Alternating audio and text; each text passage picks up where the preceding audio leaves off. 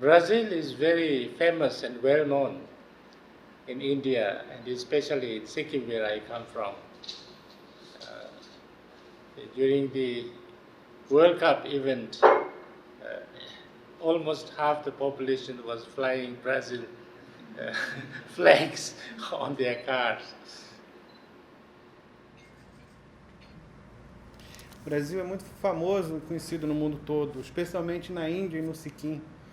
E particularmente na Copa do Mundo, agora recentemente, metade das casas tinha bandeira do Brasil nas suas paredes. So, I think you have given me a very catchy subject. Confusion arises as wisdom, but my mind is still so sleepy that there is nothing called wisdom at the moment. Então, acho que é um assunto um tanto quanto difícil.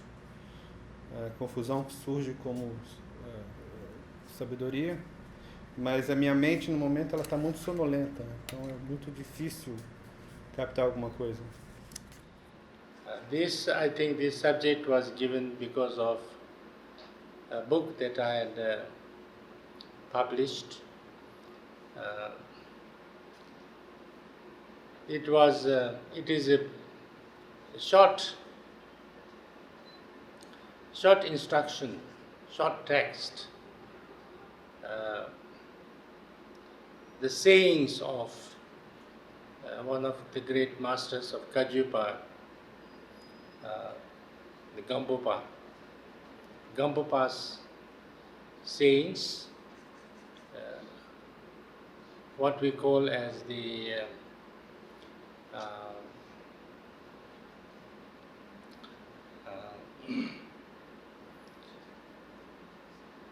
Tsokchu, the Dharma for the assembly. There are 3 such texts, very short but very important instructions.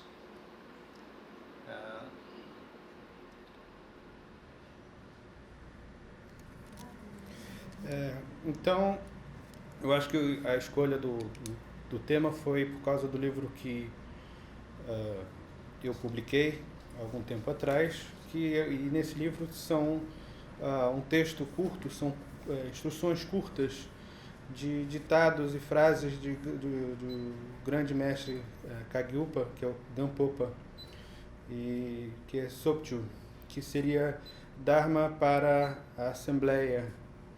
É um texto muito curto, mas são instruções muito importantes. And the owner of Shambhala publication once came to see me, and he told me that the 16th Karmapa and Chujam Trungpa Rinpoche, they were discussing one time about within themselves, and then they called him and they told that there is this book like that by Gampopa, and in future if we can find the text, you should get it published, translated and published in English also. He told me that, and around that time, the first time we had the collection of the works of the Gampopa published in India, and I found this text, and it was very inspiring text. So I started teaching this in the West, and then it was the short text, the root text was translated, and then I tried to explain it. So this became a book. Of course, we cannot talk about the whole book tonight. I don't know what I will say about that.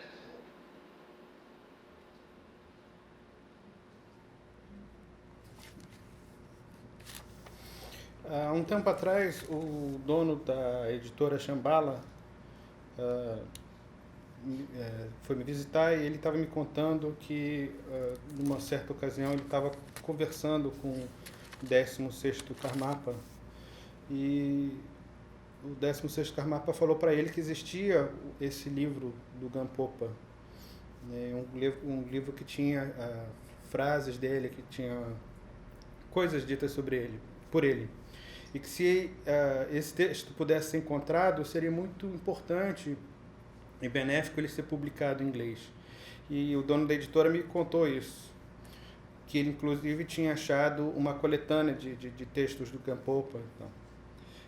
E eu encontrei esse texto, e é um texto muito inspirador. E aí eu comecei a ensinar esse texto no Ocidente. Né? E o texto raiz esse texto raiz foi traduzido e eu dava as explicações, os comentários sobre o texto, né? E foi assim que esse livro nasceu, né? Infelizmente não dá para falar sobre o livro todo aqui essa noite, né? Então eu estou pensando aqui ainda sobre o que falar.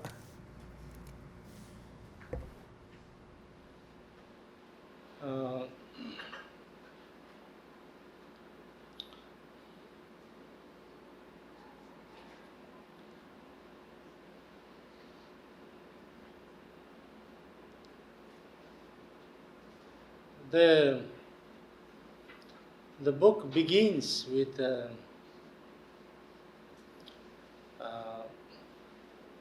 devotion.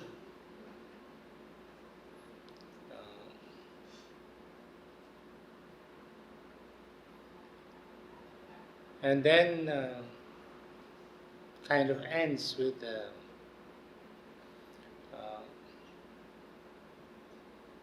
Mahamudra instructions on how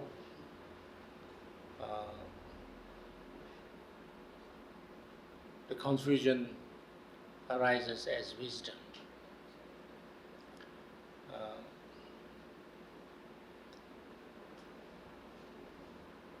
I don't know whether I should talk about the devotion. Maybe you have already heard a lot about devotion. But it is also true that people have lots of questions and doubts and sometimes misunderstandings also about devotion.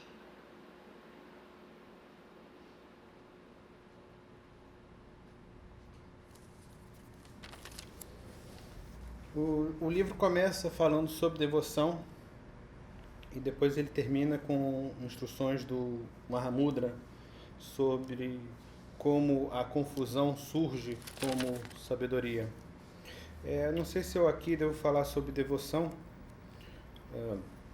Na verdade, fala-se muito sobre devoção, mas também é verdade que as pessoas têm muitas dúvidas, muitos questionamentos e muito entendimento errado em relação à devoção.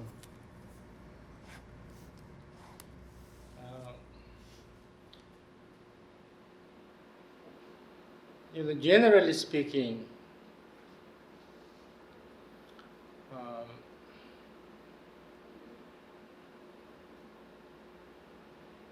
Gampopa, Gampopa is you can almost say the main person who kind of founded the school of Kagyu lineage. And when he was teaching the mind training, what is different and what is special of his teaching was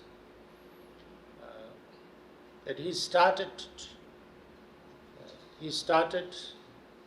from the Buddha nature. He starts to say that the basic, the base, the ground is the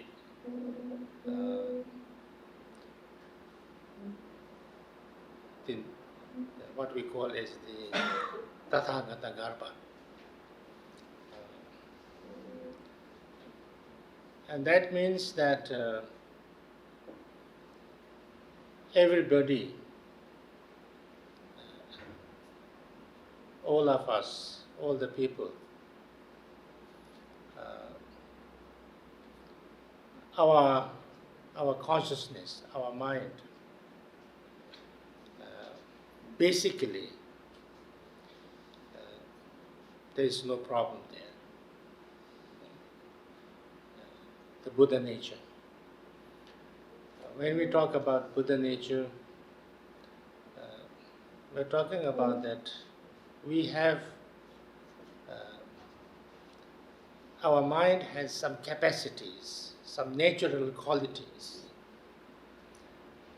And so those natural qualities are pure.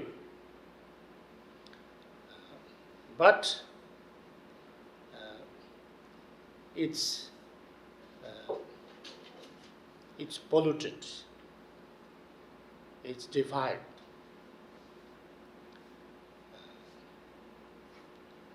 So therefore, what we need to do in order to bring lasting peace, happiness, and solution to our negative emotions, sufferings and pain and things like that, is to be able to experience fully that our true nature, our natural state.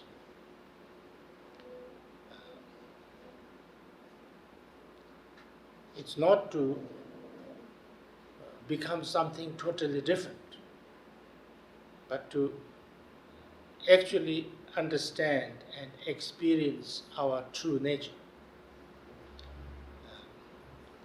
That's the main understanding.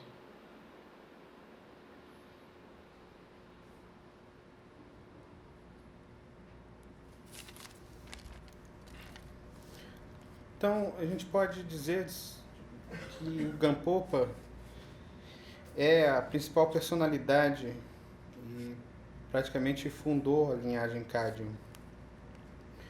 E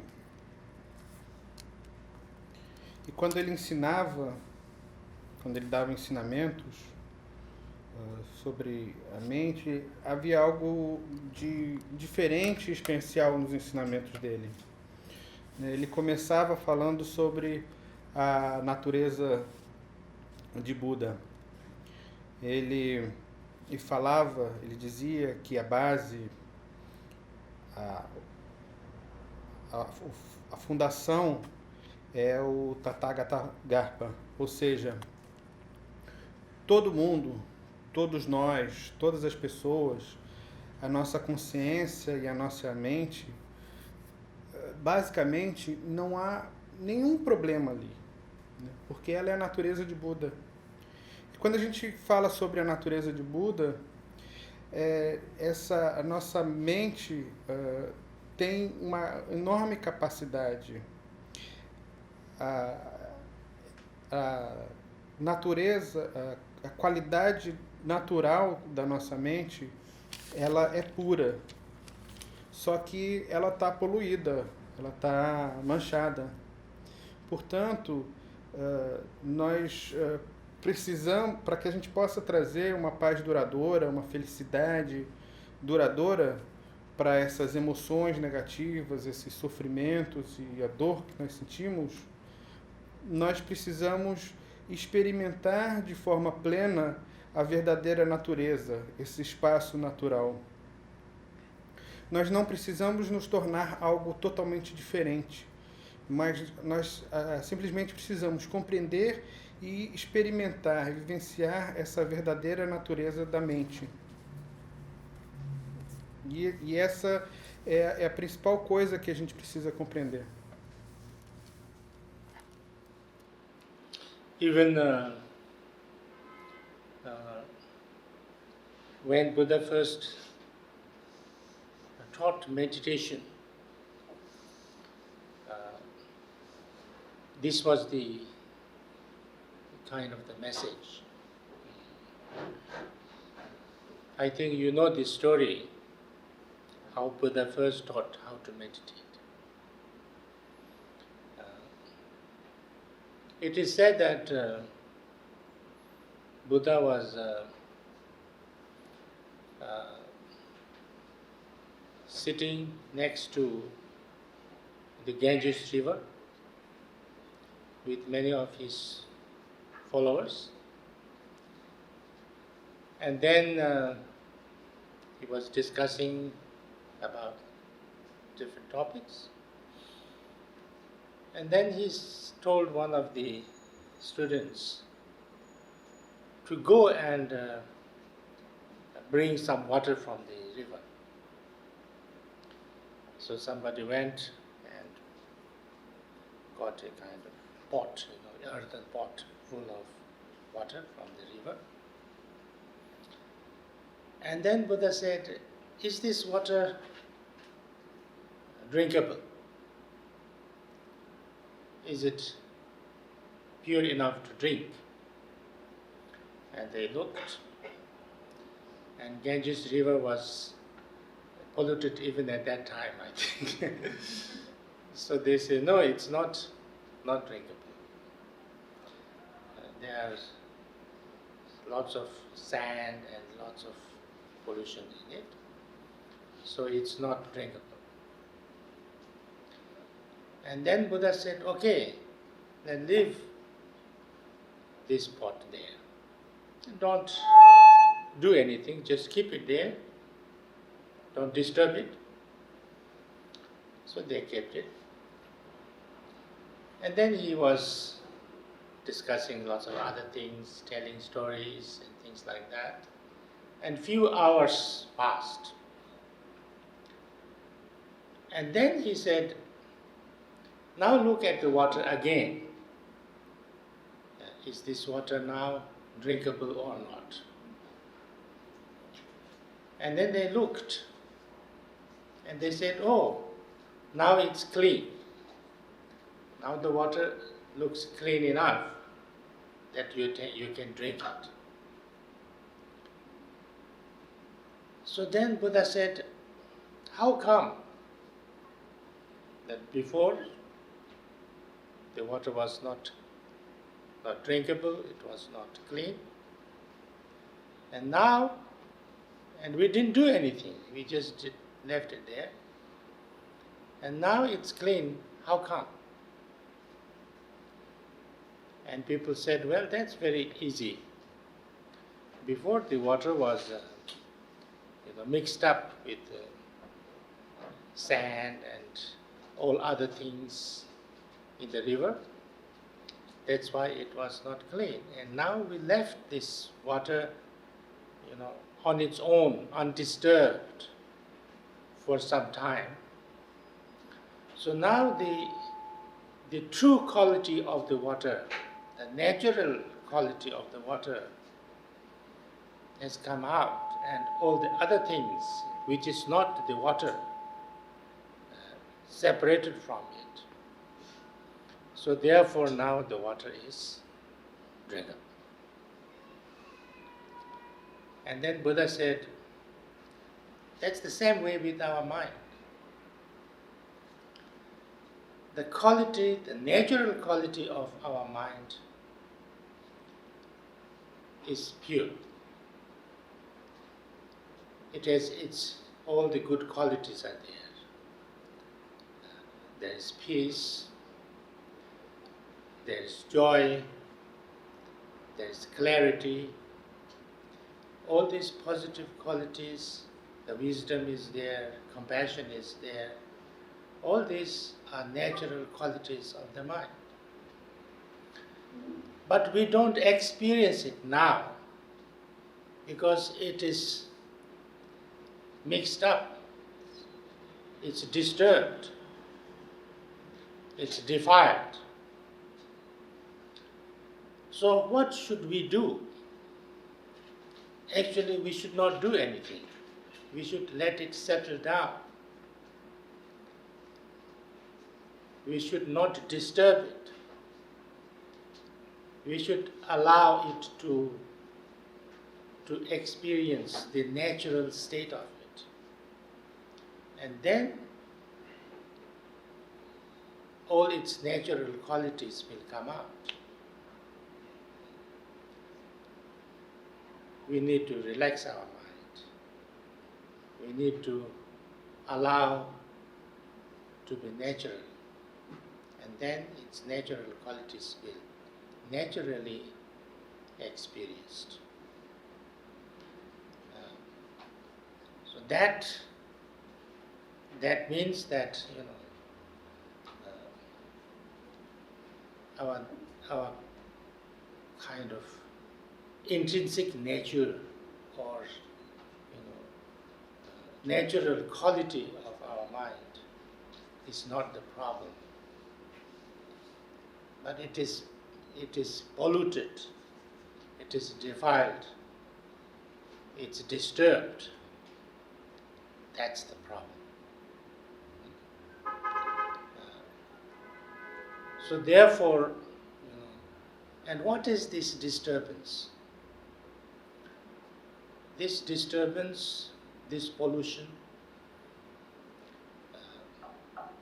is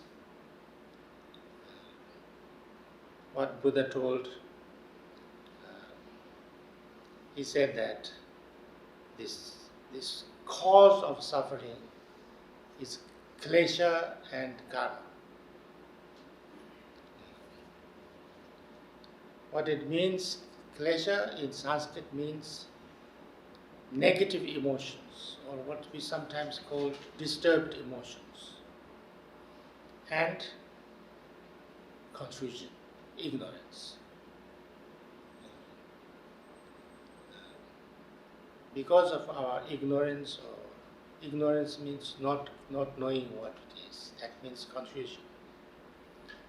Confusion, and because of confusion, then all kind of negative emotions, or disturbed emotions, like anger, greed,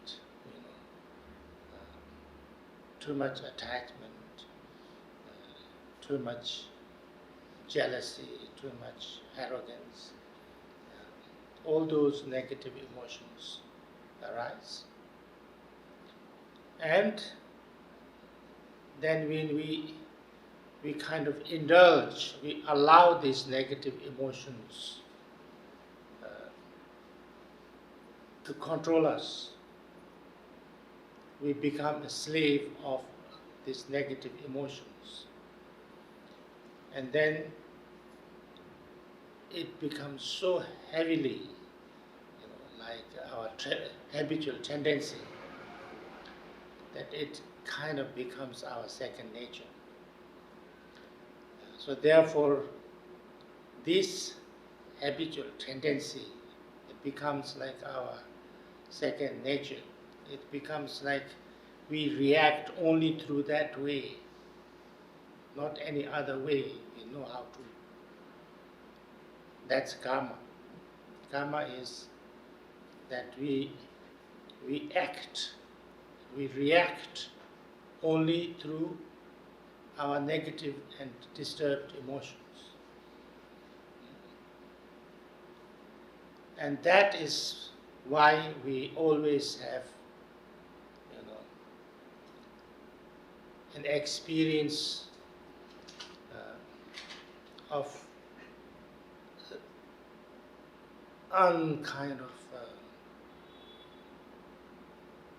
unsatisfied, painful, disturbed. We cannot be totally peaceful, happy, joyful, because we are either always running after something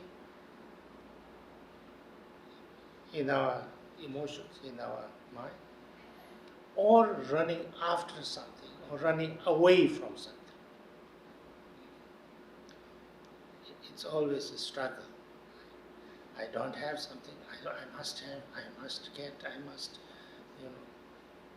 or I'm afraid of something, I should not have something, I don't want this, I have to get rid of it. So aversion and attachment.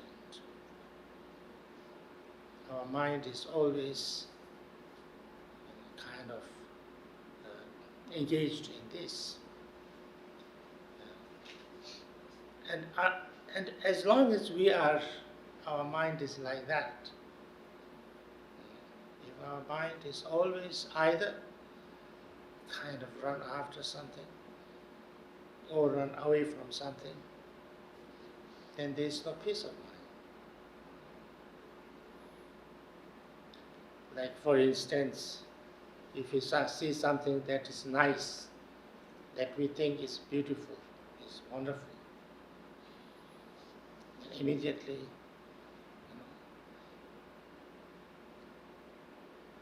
usually, I see this flower, I can see this flower, I can enjoy it, I can appreciate it, and then that's okay. But that's not our mind. Our mind says, oh, this is a beautiful flower. It's so nice. That's okay. But then it says, I want it. Then the problem starts. I want it. Now how to get it? Either be very nice to the people here, can you please give me this? Or, when nobody's there, I take it.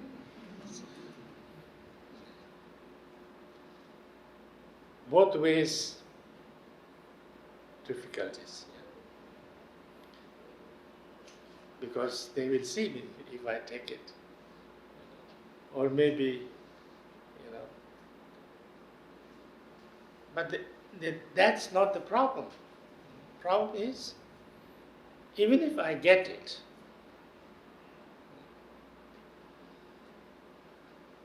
that's not the end of the problem. Now I cannot carry this, how do I carry this? I cannot carry this, then another problem. But then, most of the time what happens, I get it, I don't want it anymore. Then, how to get rid of it, that's another problem. If I keep on wanting it, then another problem. Fear of losing it. Now I have this flower, but it can be crushed very easily, it cannot go into the, all sorts of things. Fear of losing it. The fear of losing it will continue until either I lose it or I don't want it anymore. So the fear of losing it, that's a suffering.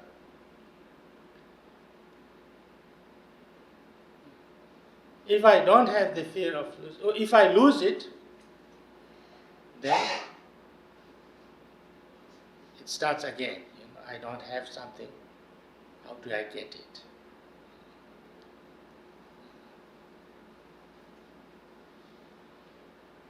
So this way, even if something nice I see, it's continuous problem. Because of my way of reacting, of attachment. If something not nice, if something not, not good, then the same way, I don't want it, I don't like it, I wish I don't get it. But even if I don't have it, it's still a problem, because I can have the fear of getting it as long as I get it, or as long as I don't have the fear of getting it. So therefore, with this state of mind, with this way of reacting, there's always potentially suffering, dissatisfaction, unhappiness, no peace. So therefore, what we need to change, what we need to do in order to bring the lasting peace and happiness is to change that way of reacting. We need to change that way of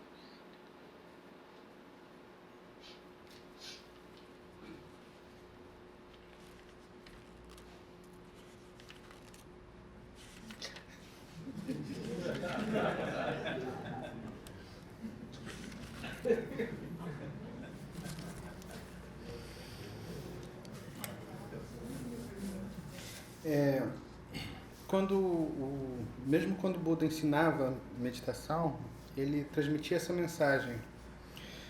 Não sei se vocês já ouviram essa história, quando ele estava dando ensinamentos sobre meditação e o Buda estava sentado com seus seguidores perto do rio Ganges e eles estavam debatendo uma série de temas diferentes e ele pediu a um dos alunos dele que trouxesse água.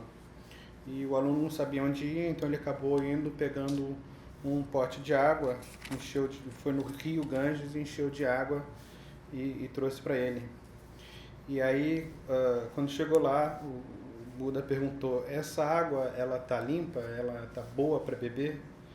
Ela está pura para beber? Quer dizer, o Rinpoche acha que até naquela época, desde aquela época, o rio Ganges já era bastante poluído. E aí o pessoal olhou: não, essa água está suja, ela está misturada com sedimentos, poeira, sujeira e tudo. Então o Buda falou: então faz o seguinte, pega esse pote, deixa ali no canto e deixa quieto, não perturbe a água, não mexa, não chacoalhe. E ele continuou dando ensinamentos e contando histórias e coisas, e passaram-se várias horas. E aí ele falou assim: olha, e agora, como é que está aquela água? Ela está boa para beber? E eles olharam e a água estava totalmente límpida e dava realmente para beber aquela água. E o Buda perguntou: mas como é que isso é possível? Antes ela não estava limpa, ela não estava boa para beber e a gente não fez nada, como é que isso é possível? E as pessoas falaram: isso é fácil. Antes ela estava totalmente misturada com uma série de coisas, com sujeira, com sedimentos, né? E aí a gente deixou a água ali totalmente quieta, né? Totalmente repousando, né? E aí toda aquela sujeira ela depositou no fundo. E o que acontece e aí a verdadeira natureza da água, ela veio à tona, ela ficou visível. E agora a água, você consegue beber essa água. Com a mente, com a nossa mente, acontece da mesma maneira. A gente tem a qualidade da natureza da nossa mente, ela é totalmente pura, né? São qualidades totalmente positivas, qualidades de paz, de alegria, de clareza, de compaixão, de sabedoria, isso tudo está ali presente. Só que a gente não experimenta isso agora, porque a nossa mente está totalmente perturbada, misturada, né? Ela está agitada, e aí ela fica misturada com toda essa sujeira. Então, na verdade, a gente não precisa fazer nada, a gente simplesmente precisa deixar a nossa mente se assentar, né? Para que toda essa perturbação se assente e que aí a gente possa perceber toda essa qualidade da natureza da nossa mente, para que isso fique visível para a gente. Então, para isso, a gente precisa relaxar a nossa mente e simplesmente permitir que essa qualidade natural da mente venha à tona. E essa natureza intrínseca. Mas o que acontece é que a gente está habituado a agir nesse processo mental de que a mente esteja perturbada, agitada, suja, né? E esse é o problema. Então, o Buda falou que toda essa poluição, toda essa agitação mental, era causa do nosso... É o que causava sofrimento. E a causa desse nosso sofrimento eram os kleshas e o karma. Kleshas são emoções negativas, emoções perturbadoras, né? E também a confusão e a ignorância. Você não saber o que é algo, isso é confusão. E a partir da confusão vem a raiva, a ganância, o apego, a inveja, a arrogância e todas as emoções negativas. E a gente acaba se envolvendo com essas emoções negativas. A gente fica escravo dessas emoções negativas.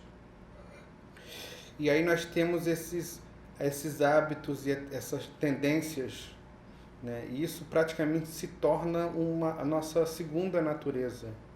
E aí a gente, por hábito, a gente acaba reagindo de uma única maneira, né? Através de uma única forma. E isso é o karma. Porque nós reagimos sempre partindo das nossas emoções negativas e perturbadoras. E dessa forma, a gente acaba experimentando sempre essa sensação de insatisfação, essa insatisfatoriedade, né? A gente nunca consegue ficar totalmente feliz, totalmente em paz. A gente está sempre correndo atrás de alguma coisa ou fugindo de outra coisa na nossa mente. Então a gente tem essa relação de apego ou de desapego, de apego ou de aversão, né? A gente precisa ter alguma coisa, a gente tem que ter essa coisa, ou tem medo, eu preciso me livrar disso, né? Esse apego e aversão. E a mente, ela está sempre nesse extremo ou no outro, né? De estar correndo atrás de alguma coisa ou estar fugindo de outra coisa. Não há paz, não há tranquilidade. Então, por exemplo, eu vejo essa flor, né? É uma bela flor. E eu vejo a flor, eu aprecio a flor, eu curto a flor, tudo bem. O problema é que a nossa mente já fala, que flor bonita. Né? Se fosse só isso, tudo bem. Mas aí vem aquilo, eu quero essa flor. E aí começa o problema, né? Porque como é que eu vou como é que eu vou ter essa flor para mim, né? De repente eu vou pedir, você pode dar essa flor para mim? Ou então, se ninguém estiver olhando, eu vou lá e pego a flor sem ninguém ver. Quer dizer, de certa forma, há uma dificuldade aí, né? E é um problema, né? Essa coisa de eu querer ter alguma coisa é um problema que nunca termina. Ou do lado oposto, né? Eu não gostei disso, não quero isso, eu quero me livrar disso, eu não quero isso na minha frente, né? Então a gente fica com essa coisa de querer se afastar ou esse medo de perder, né? Então agora eu consegui a flor, então agora eu tenho medo de perder essa flor, né? Porque alguém pode roubar, ou eu posso perder, ou ela pode... alguma coisa pode esmagar ela tão facilmente porque ela é muito frágil, né? E esse medo, ele perdura até eu perder a flor ou até eu não querer mais essa flor. Isso é um sofrimento muito grande, né? Dentro da gente. A gente acaba criando esse sofrimento muito grande. E se eu perder, aí começa tudo de novo. Eu quero outra flor, ou então eu quero outra coisa, ou eu quero aquela flor, né? Então, Então, a gente fica nesses extremos, né, de apego e aversão. Então, nesse estado mental, isso é um sofrimento em potencial, né, essa insatisfação permanente. Né, e a gente precisa, na verdade, a gente precisa mudar essa maneira de ver isso, de se relacionar com as coisas dessa maneira.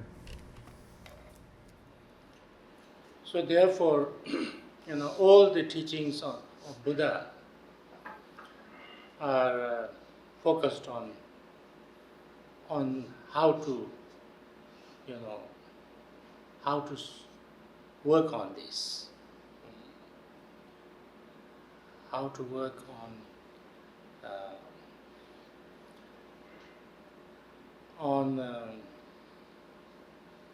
transforming this disturbed state of mind,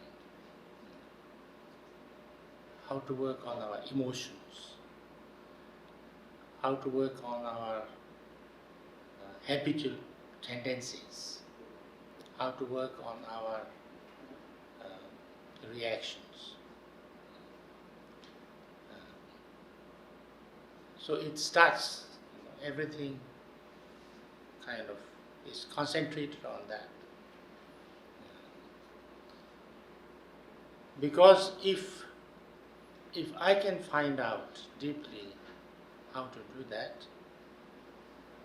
then I can find my own peace of mind, lasting peace of mind,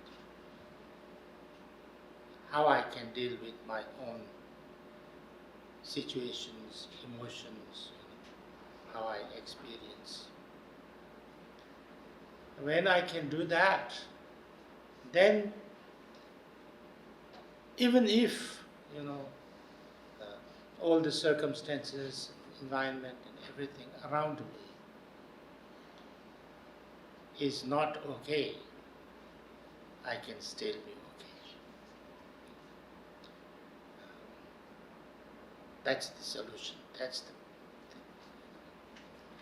And then, if I know how to do that, I can also influence and help solve other problems and create situations and make things better for the world, for other people. But unless and until we can work on that, we can improve things, we can make things a little bit better, but we can never be totally free. And we can never be totally, what can you say, have the lasting kind of peace and happiness and joy. So all the teachings of the Buddha are on this. On how to work on ourselves, on our emotions, on our habitual tendencies, on our reactions. And that, many different teachings, many different instructions, many different ways, because Buddha never believed in just one way. Because he said, people are different. So, one way is not enough. One instruction would not help everybody. So therefore, lots of different kinds of teachings, different paths. Now,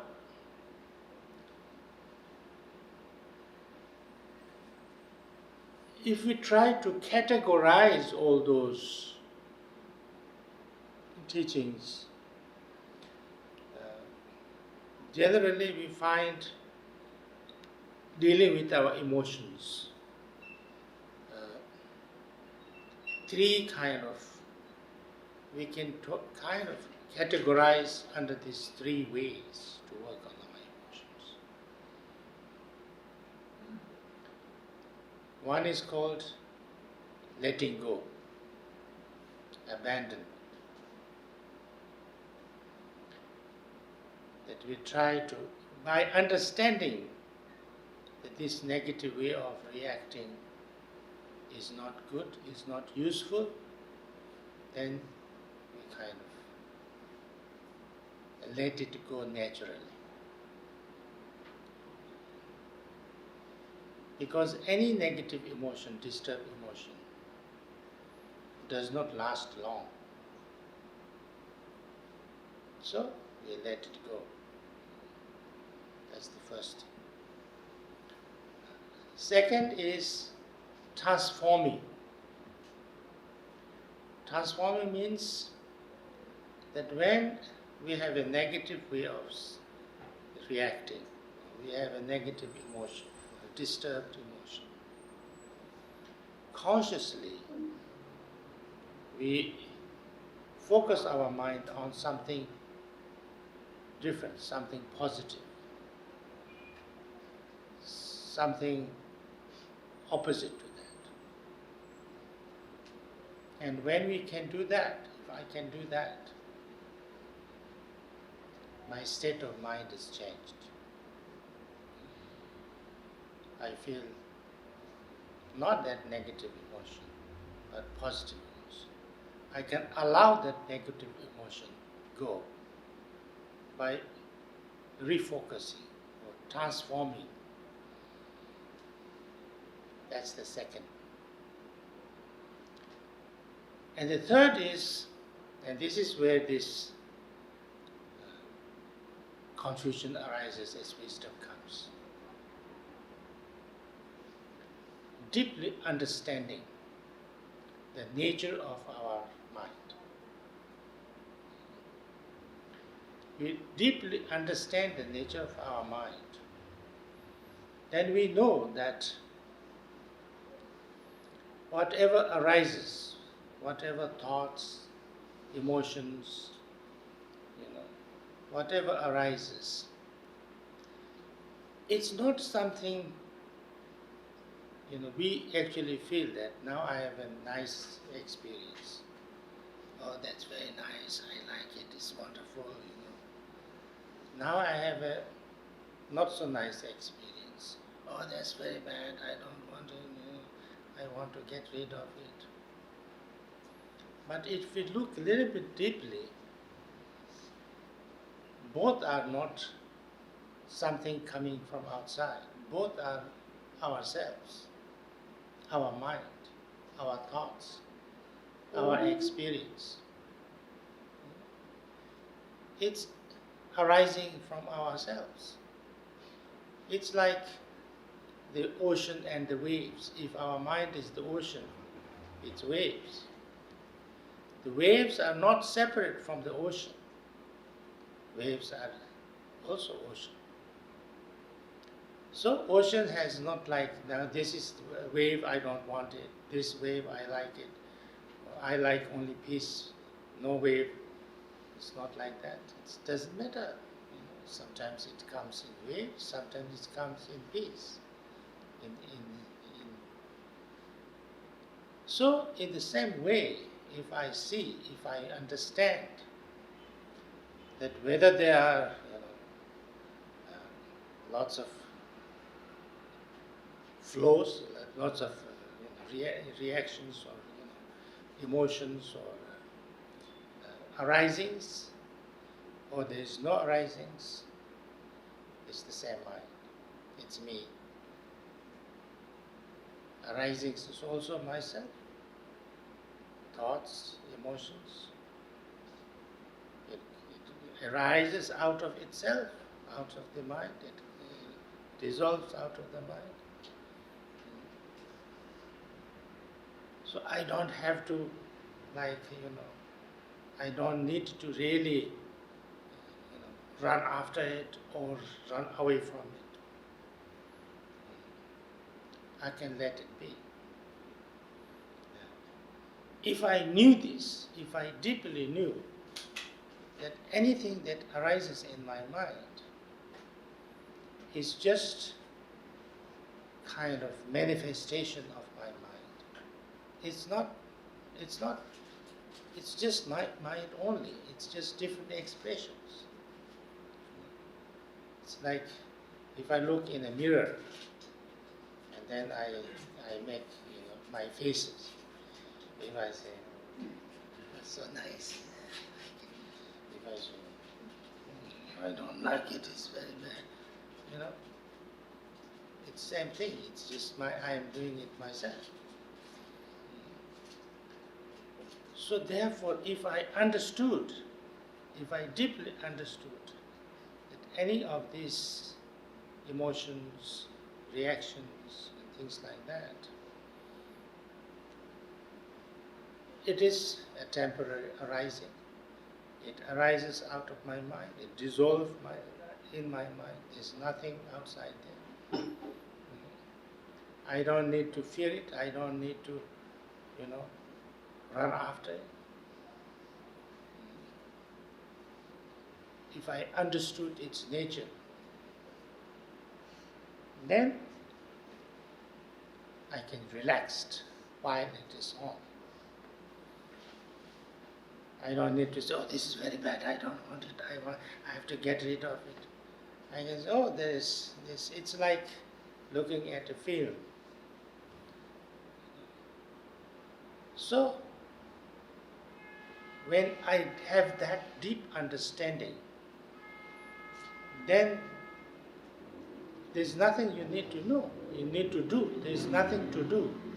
There's no disturbance. And that is what we call confusion arises as wisdom. Confusion arises as wisdom means that negative thing, what we call negative, what we call problem, what we call, difficulties. Because we understand its true nature deeply, it self-liberates.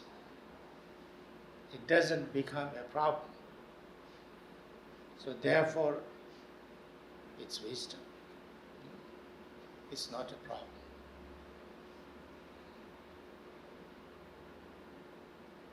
That's confusion arises as wisdom. That's the third way. So anyway, I'll not keep on talking too much. And if we have time or things like that, we will discuss these things more deeply. Lama was asking me what kind of empowerments I'm going to give and things like that. I says, I'm not giving any empowerments. I'm not good at giving empowerments.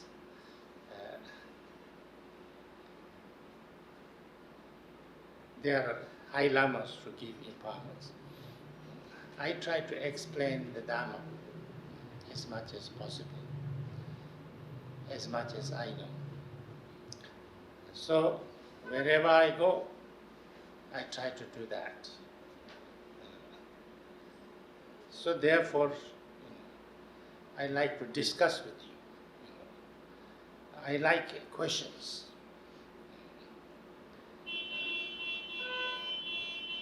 The sillier the question, the better it is.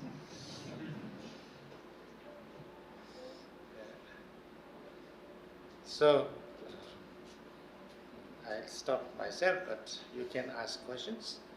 You can ask questions now, today, but you can ask questions, I don't know, maybe we have programs tomorrow, day after. So you are most welcome. That doesn't mean to say that I have an answer to all the questions. I might not have an answer to all the questions, but I might have an opinion.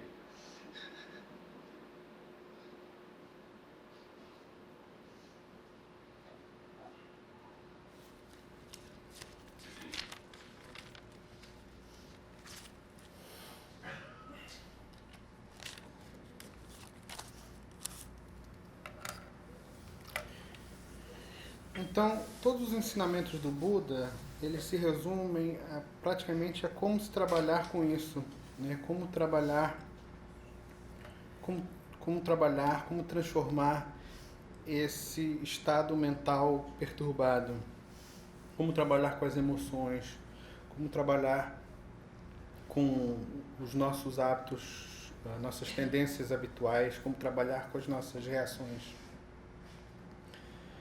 Então, a gente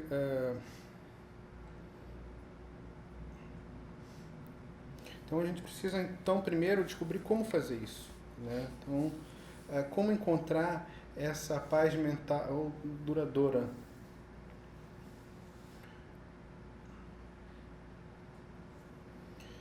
Porque para que a gente consiga experimentar determinadas situações em que, mesmo que as coisas não pareçam estar bem, a gente, por dentro, a gente está bem, né? E isso, na verdade, é a solução, né? A gente não se deixar levar pelas coisas externas. Porque, e dessa maneira, a gente também é capaz de influenciar, de ajudar outros e solucionar outros problemas e outras situações. Se a gente não, a menos que a gente trabalhe com isso, que a gente consiga melhorar isso, a gente não vai ser totalmente livre. A gente não vai conseguir conquistar essa paz duradoura. E todos os ensinamentos do Buda falam sobre isso, sobre como trabalhar com isso, como trabalhar com as emoções, com as reações, né? E para isso ele deu uma série de ensinamentos, uma série de instruções. O Buda não acreditava numa única maneira. Ele pensava que, bom, as pessoas são diferentes, então uma maneira não é o suficiente, não é o bastante para isso, né? Uma única instrução não vai ser capaz de atingir, de ajudar todas as pessoas. Por isso que ele deu caminhos diferentes, ensinamentos diferentes. E se a gente tentar, de alguma forma, categorizar todos esses ensinamentos, né, sobre como lidar com as emoções, a gente pode talvez categorizar isso em três caminhos, né? O primeiro caminho é o deixar ir, abandonar, desprender, né? Através da compreensão de que os nossos problemas surgem a partir da maneira como nós reagimos às coisas, né? A gente começa a ser capaz de deixar ir, deixar passar, né? Deixar quaisquer emoções perturbadoras ou negativas que surgirem, a gente deixa elas passarem. Porque, na verdade, nenhuma dessas emoções perturbadoras, elas vão durar, né? Elas estão aqui, elas são temporárias. Então, a gente simplesmente deixa rolar, deixa passar. A segunda forma é a transformação, né? Quer dizer, quando essas reações negativas, essas emoções perturbadoras surgem, a gente procura se concentrar constantemente em coisas positivas, ou seja, no oposto, né? E quando a gente faz isso durante muito tempo, né, a gente consegue mudar esse estado mental, né? Quando, em vez de estar se focando em coisas negativas, a gente se foca no positivo, a gente transforma isso. E a terceira forma é a confusão, que surge como sabedoria, né? Então a gente precisa ter uma compreensão profunda da natureza da mente. E se a gente tiver essa compreensão profunda da natureza da mente, nós vamos saber que tudo que surgir na nossa mente, sejam pensamentos, emoções, ou o que for, eles vão passar, né? Eles vão surgir na nossa mente e vão se dissolver na nossa mente. Então, é aquilo, quer dizer, então eu agora estou tendo uma boa experiência. Que bom. Mas se a gente agora tendo essa experiência e eu quero manter essa experiência e eu quero que ela dure, aí começam os problemas. Ou então o oposto. Essa experiência que eu estou tendo agora, ela não é agradável, eu quero me livrar dessa experiência, eu quero ter uma experiência mais agradável. Quer dizer, a gente vai criando essa tensão. Então, se a gente olhar mais profundamente, né, ambas as situações não são algo que vem de fora, não é algo externo. Ambas as situações são uma experiência da nossa própria mente, surge de nós. É como o oceano e as ondas. Né? Se eu estou olhando as ondas, eu também estou vendo o oceano. Né? Eu não consigo separar uma coisa da outra. O próprio oceano pode pensar, essa onda eu não quero, essa eu não quero, eu só quero paz, eu só quero tranquilidade, mas, na verdade, as ondas fazem parte do oceano, elas estão lá presentes. Então, da mesma forma, se eu estiver observando que há uma série de reações, de emoções surgindo, né, eu consigo saber que essa emoção, assim como uma onda, ela vai surgir e vai se dissolver. Né? Ela vai surgir e se dissolver na nossa própria mente. Então, não há necessidade de sair correndo atrás de alguma coisa ou de fugir de alguma coisa. A gente simplesmente deixa as coisas passarem. E se eu souber disso, souber que o que surge é apenas o que vem à tona é apenas uma manifestação da nossa mente, a gente é capaz de experimentar, de vivenciar isso de uma forma diferente. Quando eu olho para o espelho, o que eu vejo é o meu rosto. Eu posso gostar do meu rosto, achar que legal, sou bonito e tal, ou então simplesmente não gostar do que eu estou vendo. Né? Que rosto feio e tal, quer dizer... Mas se você tiver uma compreensão profunda das emoções e das reações, né, você vai ver que essa sensação, essa percepção é uma coisa temporária, é uma coisa que vai surgir temporariamente e vai se dissolver em breve. Então você não precisa se apegar a isso, não precisa criar essa tensão. Porque se eu sou capaz de compreender a natureza da mente, então eu sou capaz de relaxar. E nós... E da mesma maneira, e a gente observa isso tudo como se a gente estivesse assistindo a um filme. Né? A gente não se incomoda tanto quando a gente está vendo um filme. E isso é o que nós chamamos de confusão que surge como sabedoria. Né? Da maneira como nós observamos os problemas, as reações negativas, as emoções negativas que surgem na nossa mente. Elas não são um problema, elas são simplesmente sabedoria. E essa é a terceira maneira, a terceira forma. Enfim, eu não quero ficar falando muito aqui. Né? A gente pode discutir isso mais profundamente depois. Eu gostaria que vocês fizessem perguntas. Quer dizer, na verdade, as pessoas às vezes perguntam para mim qual é a iniciação que eu vou dar. Eu não sou muito bom de dar iniciações. Há uma série de lamas muito elevados que dão iniciações. Eu gosto, na verdade, de explicar o Dharma, de dar ensinamentos. Então, onde eu dou, é isso que eu faço. Eu gosto de debater, de questionar, gosto de responder perguntas e quero que vocês façam perguntas. E mais, quanto mais tola for a pergunta, melhor é a pergunta. Então, vocês podem fazer pergunta hoje, amanhã ou depois de amanhã.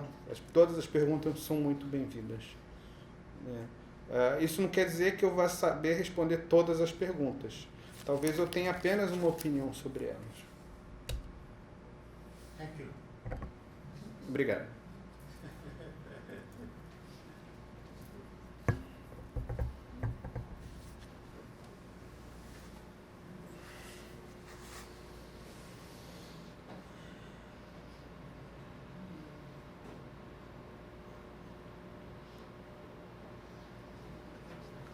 Any questions?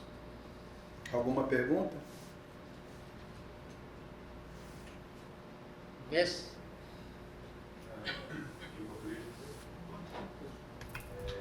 eu não entendi a diferença entre o primeiro e o terceiro dos três tipos, o primeiro e o último.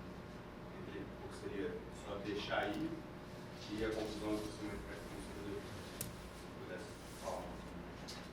You didn't understand very well the difference between the first and the third way. The first let go, and the third, the confusion that arises with me.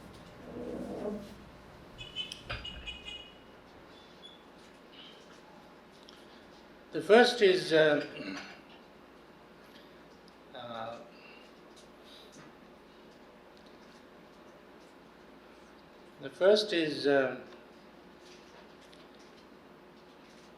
just letting go. Like for instance,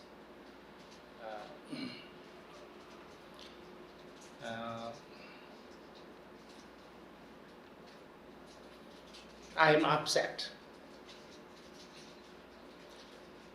So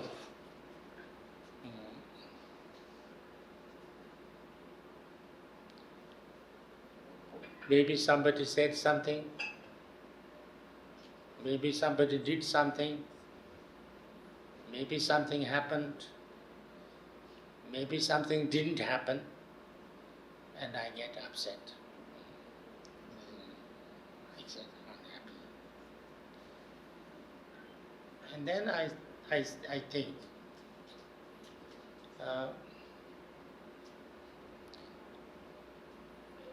whether I upset or not upset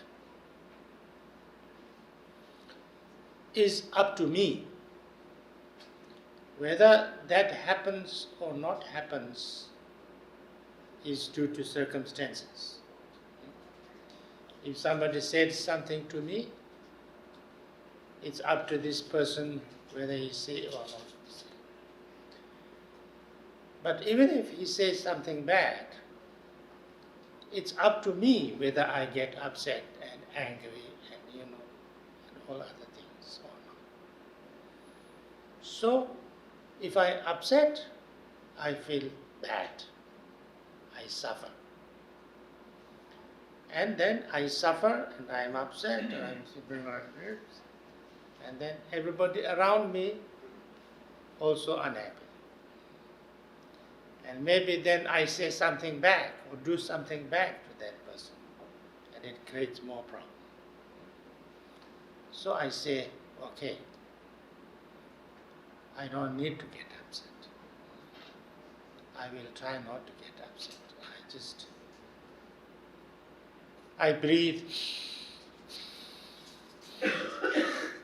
or I just,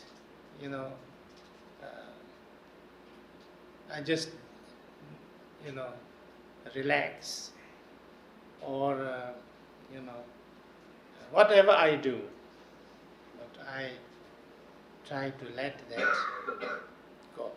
Yeah? By seeing this as a problem, it's not good, it's bad, I don't want it, I will let it go, I will abandon it. That's the first one. Yeah. Third one is, you don't have to let go. You don't have to, because you know this is, and it applies to anything. So you know, it's my thing, and it's a good one, bad one, nice one. So I have a deeper understanding of this emotion by having a deeper understanding of my own nature of mind.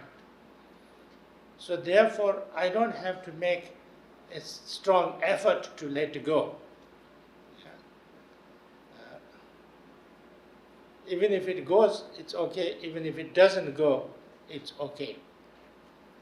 Yeah. So when I have that understanding or clarity, that if I'm upset, so what? It's no problem. Or if I'm angry, that's no problem, because it's just flow. I don't have to be so upset about it. I don't have to be so worried about it, because it's I don't mind. It's just a kind of a wave. Yeah. So when I really know that, then that emotion becomes not so kind of, what can you say, not so important. It cannot overpower me. And it can come and go.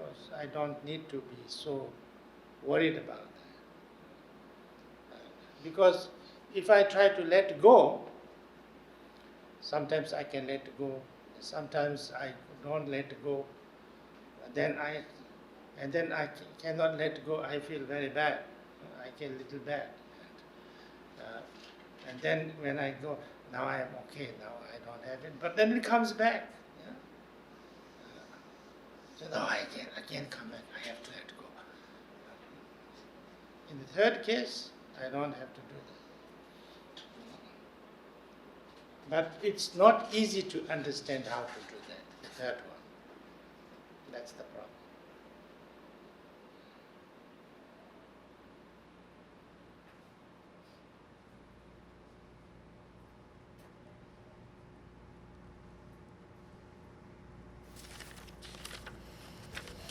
Então, no primeiro, você simplesmente deixa passar, né? Deixa rolar. Por exemplo, se eu estiver aborrecido, se eu estiver chateado, porque alguém falou alguma coisa, alguém fez alguma coisa aconteceu, ou alguma coisa não aconteceu, aí eu me chateio, né? E aí eu penso... E aí eu acabo ficando chateado com isso. Então, o fato de eu ficar chateado ou não com o que aconteceu, com o que foi dito, isso depende única e exclusivamente de mim. Se alguma coisa acontece ou não, isso é devido às circunstâncias. Se alguém diz alguma coisa para mim, né, aquilo que foi dito depende daquela pessoa que falou. Mas a maneira como eu absorvo aquilo, como eu reajo àquilo, depende de mim. Então mesmo que se alguém chega e fala alguma coisa ruim para mim, né, depende de mim se eu vou ficar chateado ou não com aquilo que foi dito. E aí, se eu fico chateado, eu me sinto mal, eu sofro. E aí, se eu estou sofrendo, todas as pessoas à minha volta acabam ficando infelizes. E aí, porque eu estou sofrendo, eu acabo dizendo alguma coisa ruim, né? E isso acaba gerando mais problemas, né? E aí, então, eu tento, no caso, eu tento não ficar chateado, né? Eu vou tentar não ficar chateado com isso. Então, eu respiro, eu tento relaxar, né? Tento deixar aquela sensação passar, deixo rolar. Porque eu vejo aquilo como... Porque o problema é que eu vejo aquilo como sendo... Na verdade, eu vejo aquilo como sendo um problema. Como sendo algo que não é bom. E aí eu tento deixar aquilo passar. No terceiro caminho, terceira forma, eu não preciso deixar aquilo passar. Porque isso se aplica a tudo. Né? O que acontece é que eu tenho uma compreensão muito mais profunda da natureza da minha mente. Né? E aí, então, eu não preciso fazer um esforço muito forte para deixar as coisas passarem. Se eu ficar chateado ou não, tudo bem. Né? Então, porque eu preciso ter essa compreensão e essa clareza. Então, se eu ficar chateado, se eu ficar aborrecido, se eu ficar com raiva, não tem problema. Eu não preciso me preocupar com isso. Não preciso dar muita atenção a isso. Assim como as ondas, que elas vêm e passam. Então, se eu souber disso em relação às emoções, não preciso me importar muito com elas, eu não preciso deixar que elas tomem conta de mim, eu não preciso me preocupar com isso. Né? Porque se eu tento, se eu me esforço, se eu tento deixar as coisas passarem, né? Pode ser que às vezes eu consiga, pode ser que às vezes eu não consiga. Né? E aí, de repente, se eu não conseguir, eu vou ficar chateado, mais chateado ainda. Né? Será? Pô, não estou conseguindo deixar isso passar, não estou conseguindo deixar isso passar. Né? Então, na terceira, você simplesmente não precisa fazer esse esforço todo. Só que também não é muito fácil você ter essa compreensão desse terceiro caminho. Não é algo muito fácil, essa compreensão mais aprofundada.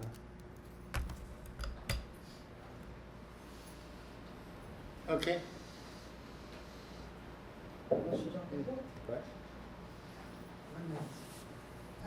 Na terceira forma, o mestre disse que tudo é manifestação da própria natureza da mente. Então, o que eu tenho que fazer seria entender a natureza da mente. E entender a natureza da mente é mergulhar na própria mente, na própria natureza da mente através da meditação?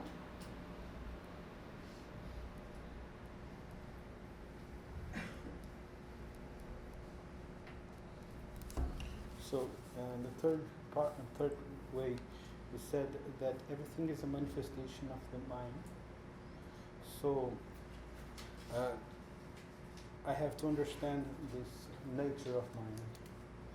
So, to understand the nature of mind, so I have to go deeper. I have to plunge into the nature of mind through meditation.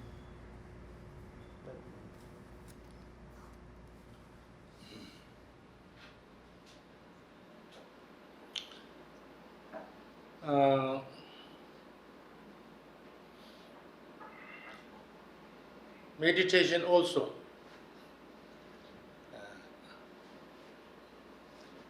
Through usually for anything in Buddhist way of understanding, we say through three ways.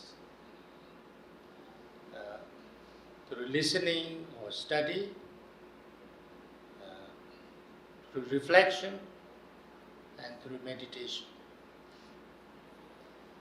Listening is, we call it listening, but we can call it study also. And that is, we listen to the experience of enlightened beings, experienced, masters, what they have understood and how they have experienced. And when we listen to them, try to listen to them fully, without judgment, without putting our own interpretations as much as possible. Totally try to understand what they are saying and how they experience fully. That's the first step.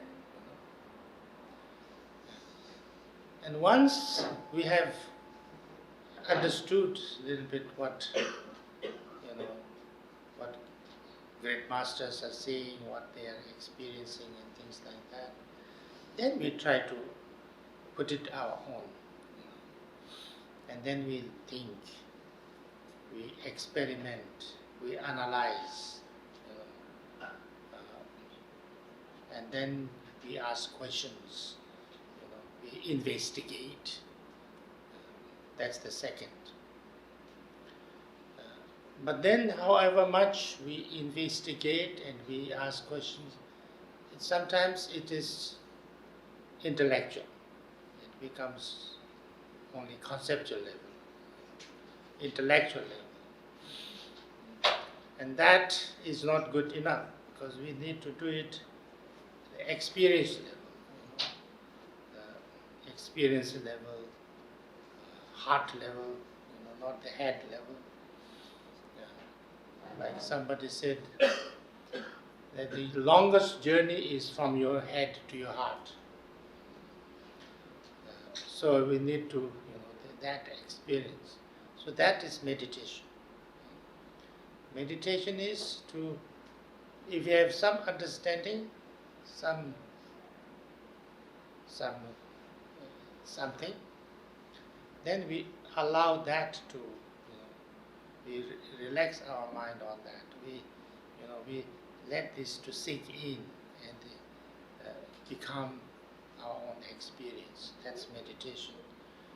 So these three ways. Yeah. But this has to come from within ourselves. Basically, this experience is also coming from our own wisdom. Because we have this capacity to know, capacity to understand, capacity to fully experience things. That's why we can do it. That's why the wisdom is a very important thing. And this is a very important difference, I think, between, say, like modern psychology and an ancient wisdom. Ancient wisdom way of thinking is that there is wisdom in everybody. So we use that wisdom. Like modern psychology sometimes tells me that like you need fear, they say. You need fear. Because if you don't have fear, how would you, protect yourself? How would you protect yourself? How would you cross a road without being hit by the car?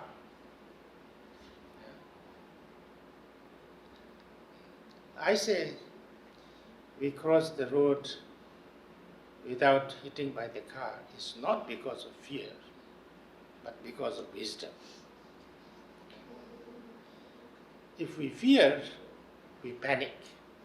If we panic, we are most likely to be hit by the car. Because panic is dangerous. Yeah?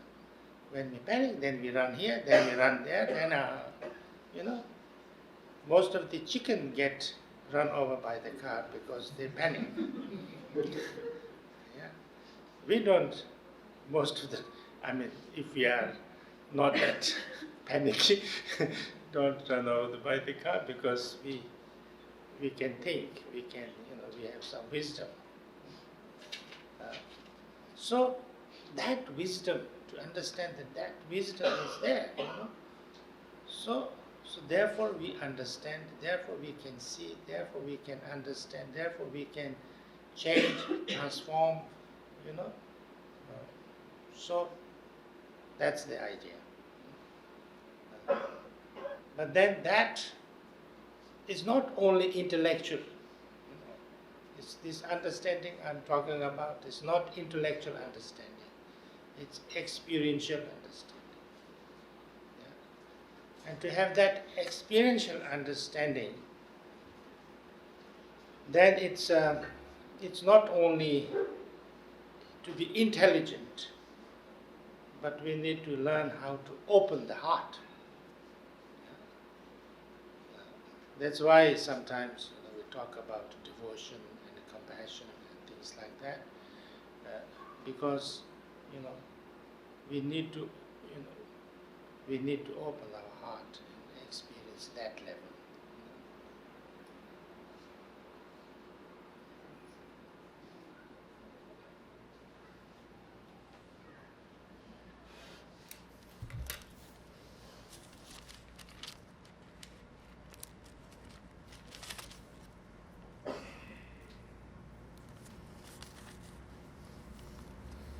Então, a meditação ela também é uma forma.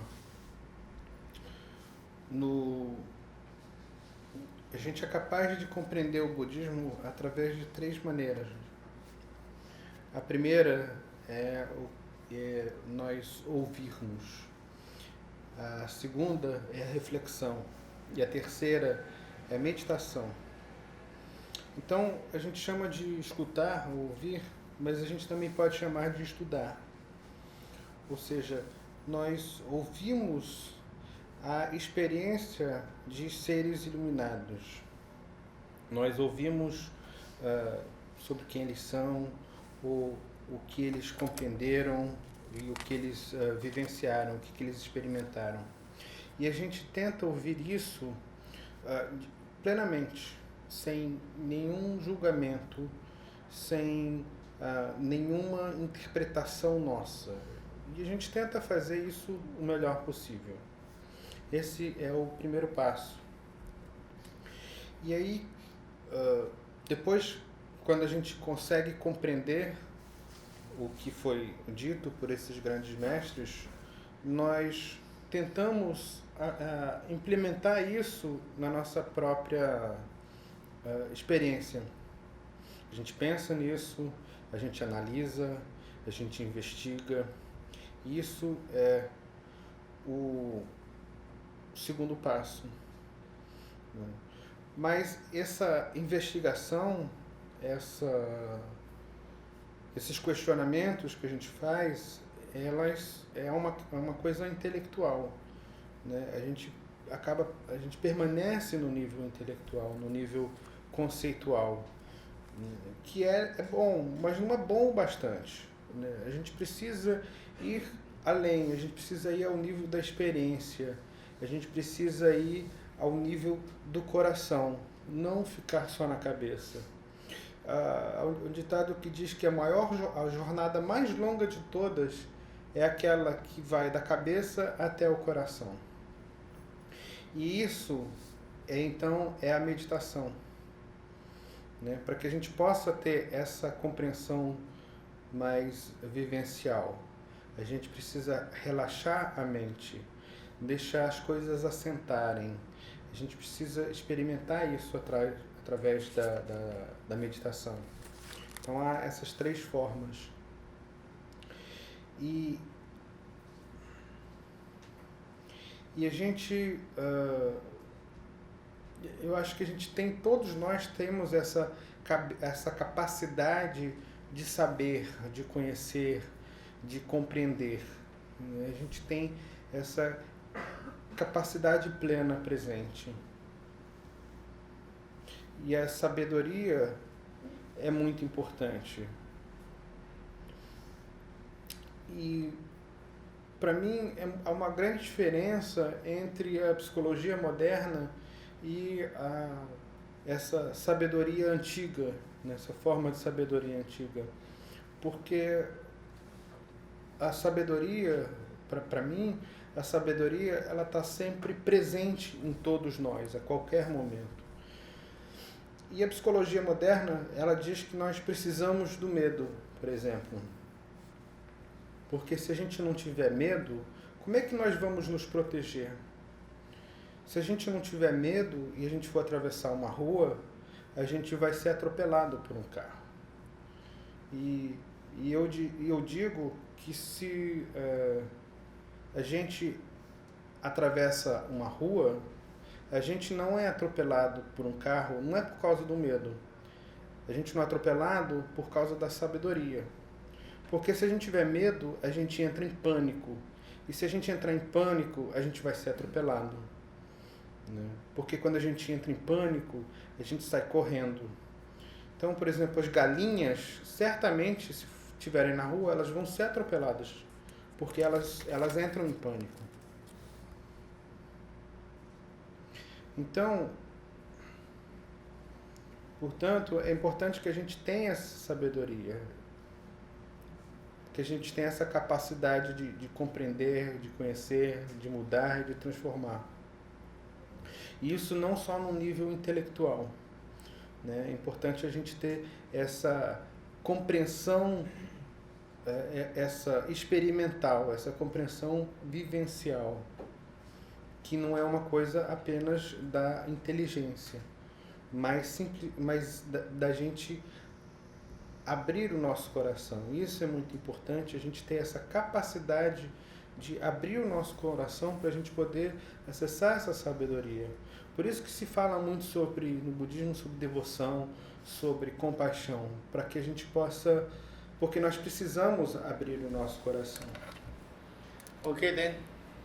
Thank you very much. We do the dedication. Okay. Muito obrigado.